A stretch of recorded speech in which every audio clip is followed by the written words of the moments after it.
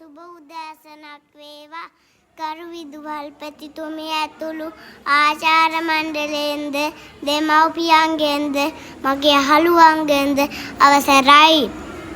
පුංචි සමනල්ලු රෑනක් වගේ ඉගිල්ලිලා හරි සතුටින් අපි පෙර පාසලට එන්නේ. අපිට ගොඩාක් ආදරය කරන ගුරු නිවරුන් බලන්න. ටීචර් අම්මගෙන් පස්සේ අපි ලං වුණොත් ඔයාලගේ ළඟ අම්මගේ සුවඳ දැනෙනවා. ආදරේ ටීචර්.